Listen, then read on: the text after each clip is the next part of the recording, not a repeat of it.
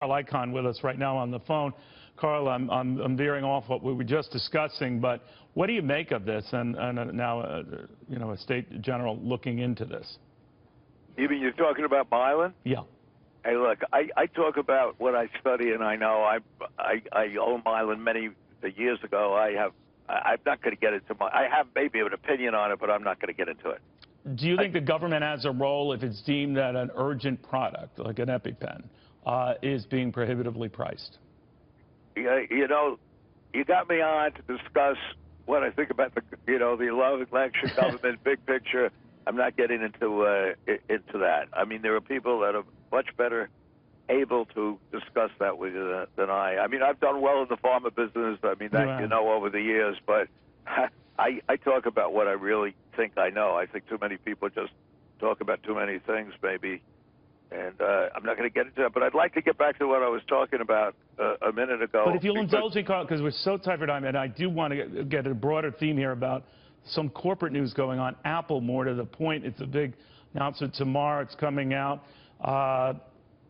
Where are you with Apple right now? Well, we don't own it now. At all? No shares at all? No, we don't have any shares of Apple. I think it's a very good company. And, you know, we made a big profit on it. And I'm not going to tell you Apple is not good, but I am relatively bearish on the economy. I was sort of getting to the reason why in a big picture. And you keep trying to veer me off of it, but I'm very sorry about that. Things are always tight. I apologize, Carl. But on the economy, your basic issue seemed to be it's getting a little long in the tooth, basically, right? Well, I think the problem is in our economy you don't have capital spending. And you don't have capital spending because in certain cases, one of the major reasons, and I think Stuart Barney spoke about it earlier today on your program, and actually, you know, Stephen Moore was on with him. It was interesting. I mean, Barney, I think he's right that you have to lower, maybe you have to lower taxes, but the point that I think is even more important, to get capital spending back, you have to not do irrational regulations, and this is what the EPA is doing right now. That's just one example of irrationality. Now, there are good regulations, but if the problem today is, you know, that if you look at it, we all wonder, and the pundits wonder what's going on. There's no productivity. You don't have growth even with zero interest rates. And I'll tell you what's going on, in my opinion, that corporations are afraid to spend money. They're not buying new machinery because they're worried that they're going to get over-regulated. Now, you need regulation. You need safety. But you don't need a bunch of people in there telling you how to run your companies, telling you how you must do this, you must do that, you must do this, that have had no experience. And that's, today, my example, which is completely irrational, is that as the refinery, they decide in their great wisdom, refineries must be responsible to blend ethanol. Okay, maybe it's a little bit of an arcane point. But you know what it's doing? It's putting a lot of refineries out of business because the EPA, in their wisdom, decided that you must be responsible to blend ethanol when nobody will buy blended ethanol. Now, okay, that's arcane. People don't even understand. But it hasn't steered you from investing in that sector. Well, I wouldn't have invested in it if I knew that's going to be a regulation. I mean, we didn't know that. Well, I didn't know that. So they changed the rules in the middle of it. Well, and they change them and they adjust them, and so forget me. Let's take me out of the equation. I'm a rich guy and I can afford it. But what about the smaller refineries that are all going out of business? They're going to be bankrupt. And you know what's going to happen if that happens? Big oil has succeeded in doing what they never could do before. The EPA has allowed now big oil is going to be the giant in that business. They're going to be an oligopoly. Gas prices will go up. You know, all the stuff that I said about the housing industry that we could have looked into, could have done something about, is now happening. Well, you were way ahead of that. I remember that distinctly. Yeah, could I switch gears a little bit on Herbalife now? I know surprised a lot of people when we got word that you bought 2.6 million more shares of the company, and it came at a time when Bill Ackman, the big investor, was thinking that you were going to sell him a stake in the company. So where are you? Well, I mean, you got about $1 billion worth here. Ackman, first of all, went on TV and started talking about the fact that an investment banker had called him saying my stock was for sale or something to that effect. Right.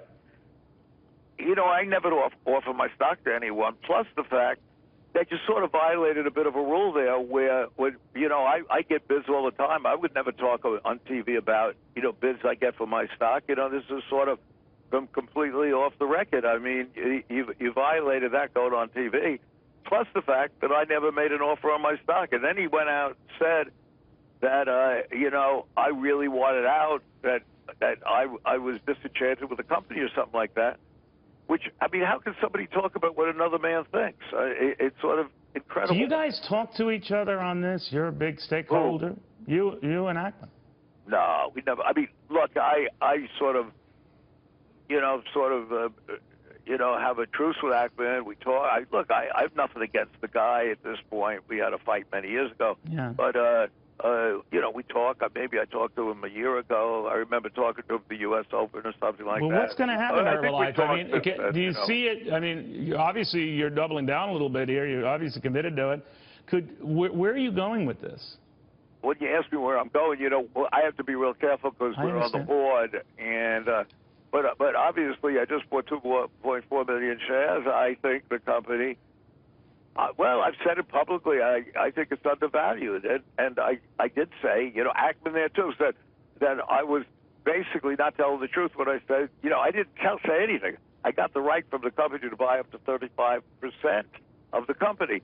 Well, Icahn said I'll never buy another share. I was just doing that to get the stock up. Well, here I just bought 2.4 million shares, and I don't know if you noticed, but we bought a little bit more.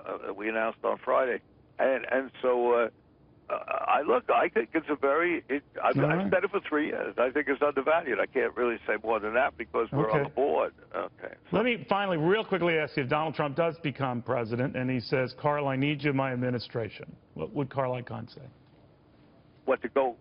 I'd be in the kitchen cabinet. I'd be willing to like they had with Andrew Jackson. I guess I'd be happy to talk to him, advise him, and discuss things with him, but I'm not going to Washington. It's too late in the day for me to go to Washington and report to anyone. I never reported to anyone in my life. I don't intend to start at this time. Carl, I want to thank you very, very much. My first day back, it was nice to chat with you. I appreciate it. Okay. Good talking to you, Neil. I'm glad you're back. Thank you very much. Glad that you're back, and we missed you. Okay. I appreciate that, Carl Ichan. Okay. You heard it there. Far from leaving Herbalife, he's still in, still active, and at 80 years young, still kicking.